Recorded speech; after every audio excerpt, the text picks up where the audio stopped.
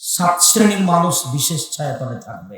তার এক শ্রেণীর মানুষ নির্জনে রাতে উঠে 2 রাকাত সালাত আদায় করে কান্নাকাটি করে আল্লাহকে বলে, আমি বড় অপরাধী, আমি বড় গুনাহগার, তুমি বড় দয়াবান, তুমি বড় ক্ষমাবান, তুমি আমার প্রতি একটু দয়া করো, আমাকে ক্ষমা করো।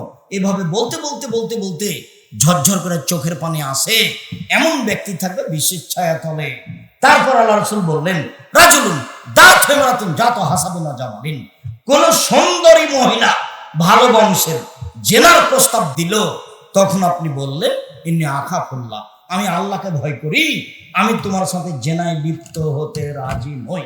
এই থাকবে বিশেষ ছায়াতলে। আপনি যদি জেনা বন্ধ করতে পারেন আজ থেকে, তাহলে পৃথিবীর যে কোনো বিপদ থেকে বেঁচে যাবেন, যে কোনো বিপদ। যে জেনা চলমান আছে, আর বোকা ছেলে তুমি, ওই মেয়েটার আরো মহিলা আছে, যার একবার স্বভাব খারাপ হয়ে গেছে, সে আর স্বভাব ধরে রাখতে পারবে না, কঠিন। এর নাম আদত, এর নাম অভ্যাস। মানুষে বলে মানুষ অভ্যাসের দাস, মানুষে বলে মানুষ অভ্যাসের দাস। 1 মিনিট দেখাবো, দেখেন। আব্দুর রহিম মিশরে পড়াশোনা করত, তো জামিয়া সালাফের পক্ষ থেকে ফিলিস্তিনিদের সাহায্য দিত। তো যারা মিশরে এসে অবস্থান করছে ওদেরকে দিত। তো আমি যখন গত বছর হজ করে গেলাম মিশরে, তখন আমাকে বললো, আব্বু আমি 400-500 তামাক জর্দা শিখ। তখন 3টে বিপদ নেমে আসে। 2, জাহারাতিল কায়নাত, মেয়েরা যখন নাচবে, সব মোবাইলে মেয়ে নাচে, সব দোকানে মেয়ে নাচে, প্রায় সব বাড়িতে মেয়ে নাচে, মেয়েরা যখন নাচবে তখন 3টে বিপদ নেমে আসবে। 3, জারাবুল মাজিব, যখন বাদ্যযন্ত্র প্রকাশ পাবে, সব দোকানে বাজনা বাজে, প্রায় সব মোবাইলে বাজনা বাজে, প্রায় সব বাড়িতে বাজনা বাজে, প্রায় সব বাড়িতে বাজনা বাজে, সব মোবাইলে বাজনা বাজে, প্রায় সব দোকানে বাজনা বাজে। যখন এই 3টা পাপ প্রকাশ পাবে, তখন 3টা বিপদ নেমে আসবে। পাপ 1, নেশাদার দ্রব্য পান করবে মানুষ। পাপ 2, মেয়েরা যখন নাচবে। পাপ 3, বাদ্যযন্ত্র যখন প্রকাশ পাবে। এই 3টা পাপ আর ওই 3টা বিপদ রাসূল সাল্লাল্লাহু আলাইহি ওয়াসাল্লাম দুঃখ করে বলেছেন। তারপরে আল্লাহ রাসূল বললেন, ডান হাতে দান করলো, বাম হাত জানতে পারলো না, মানে গোপনে দান করলো, এই লোকটা বিশেষ ছায়াতলে থাকবে। বলছিলাম, ইবনে আব্বাস রাদিয়াল্লাহু তাআলা আনহু বলেন, রাসূল সাল্লাল্লাহু আলাইহি ওয়াসাল্লাম বলেছেন, 2 শ্রেণীর মানুষ জান্নাতে যাবে, ওরা জাহান্নামে যাবে না। 1, আল্লাহর ভয়ে কাঁদে যে। 2, আল্লাহর রাস্তায় পাহারা দেয় যে। এরা জান্নাতে যাবে, যাবেই যাবে। সালাসাতুন লা তারাহুম উয়ুন, 3 শ্রেণীর মানুষ জাহান্নাম দেখবে না। 3 শ্রেণীর মানুষের চক্ষু জাহান্নাম দেখবে না, ওরা জান্নাতে যাবেই যাবে। 1, বাকাতুন খাসিয়াতিল্লাহ, যে আল্লাহর ভয়ে কাঁদে, ও জান্নাতে যাবেই। 2, হারাসাত ফি সাবিলিল্লাহ, যে আল্লাহর রাস্তায় পাহারা দেয়, সে জান্নাতে যাবেই। 3, গাজাতান মাহারিমিল্লাহ, বেগানা নারীকে দেখে চক্ষু নিচু করে যে, সে জান্নাতে যাবেই।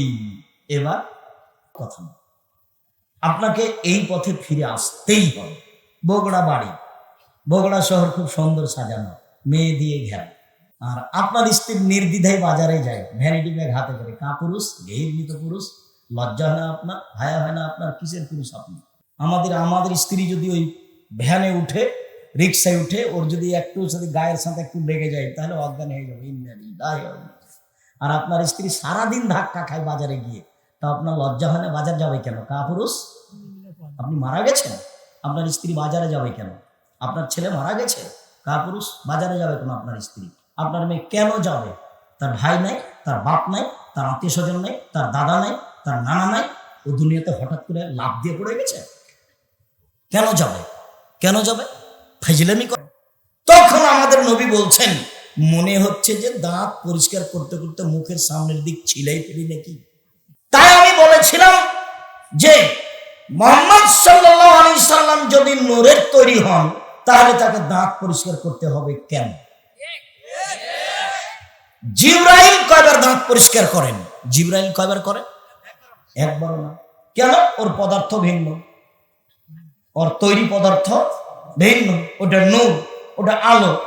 আর মুহাম্মদ সাল্লাল্লাহু আলাইহি সাল্লাম মাটির তৈরি, এর পদার্থ ভিন্ন, মুখে মানবিক গন্ধ আছে, সেই জন্য ভদ্রলোক এই বাক্য সহ্য করতে না পারে কিনা ধুইয়া দিল।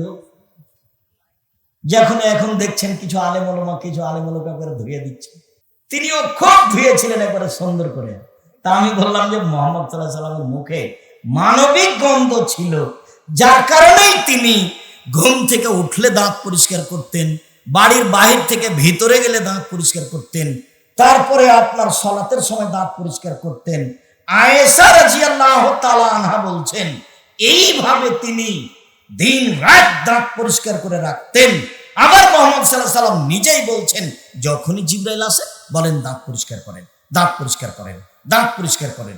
আমার মনে হলো মুখের সামনের দিক ছিলে ফেলি নাকি।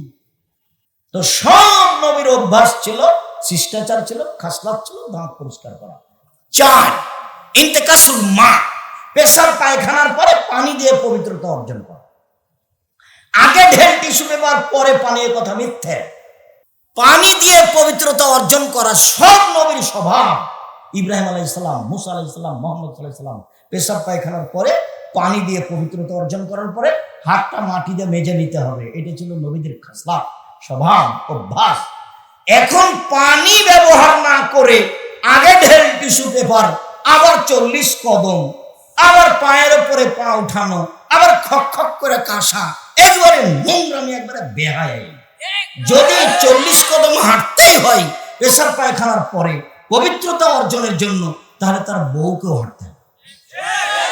তার বউ ঢেল টিস্যু পেপার নিয়ে 40 কদম হাঁটবে, পায়ের উপরে পা উঠাবে, খক খক করে কাশবে। বলে কেমন করে সাজে? বলে পুরুষকে যেমন করে সাজে। পুরুষও যখন এমন করে তো মহিলাটাকে কেমন কেমন লাগে। তো মহিলা যদি এমন করে তাহলে পুরুষটাকেও কেমন কেমন লাগে। ধর্ম তো আর পাগল হয়নি। সব নবীর অভ্যাস ছিল পেশাব পায়খানার পরে পানি দিয়ে পবিত্রতা অর্জন করা। আগে ঢেল টিস্যু পেপার পরে পানি, এটা মিথ্যা ধর্ম।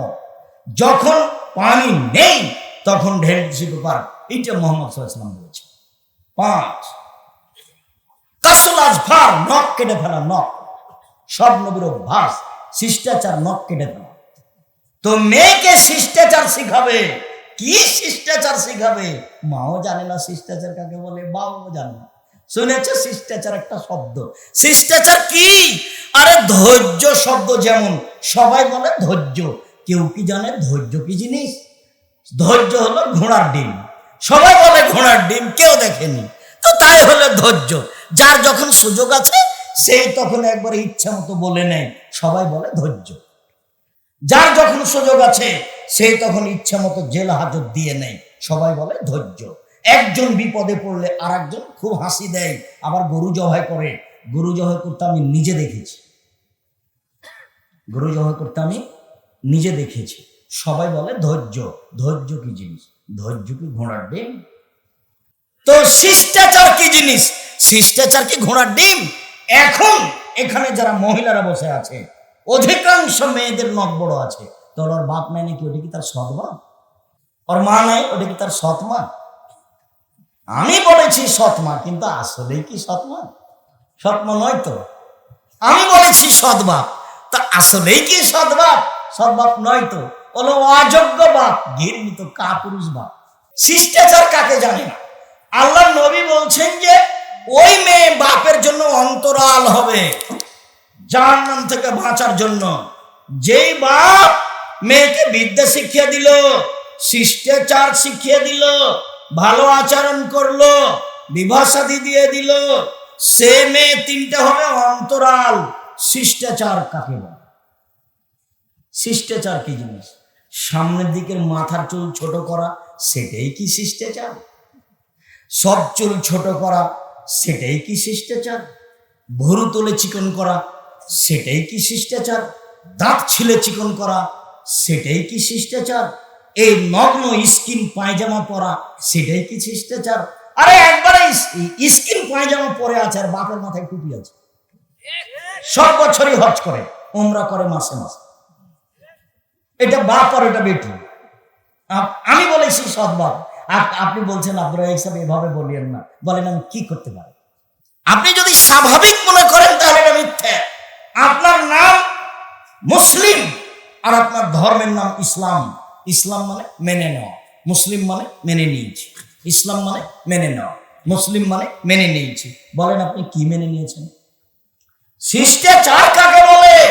কাপড় পরার সময় ডান হাতটা ঢোকাতে হবে আগে, এর নাম শিষ্টাচার। শিষ্টাচার কাকে বলে? বাচ্চার জুতা পরালে ডান পায়েরটা আগে পরাতে হবে, তার নাম শিষ্টাচার। শিষ্টাচার কাকে বলে? মসজিদে ঢোকার সময় ডান পাটা আগে দিতে হবে, তার নাম শিষ্টাচার। শিষ্টাচার কাকে বলে? বাচ্চাকে ডান কাতে শোয়াতে হবে দোয়া পড়ে, তার নাম শিষ্টাচার। শিষ্টাচার কাকে বলে? বাচ্চাকে দুধ খাওয়ানোর সময় বিসমিল্লাহ বলতে হবে, নইলে শয়তান দুধ খাবে, খাবেই, নিশ্চিত খাবে, অবধারিত খাবে, খাবেই খাবে। নবী বলেছেন খাবে, অতএব খাবে। মা যখন বাচ্চাকে দুধ খাওয়াবে তখন মায়ে বিসমিল্লাহ বলবে। শিষ্টাচার কাকে বলে?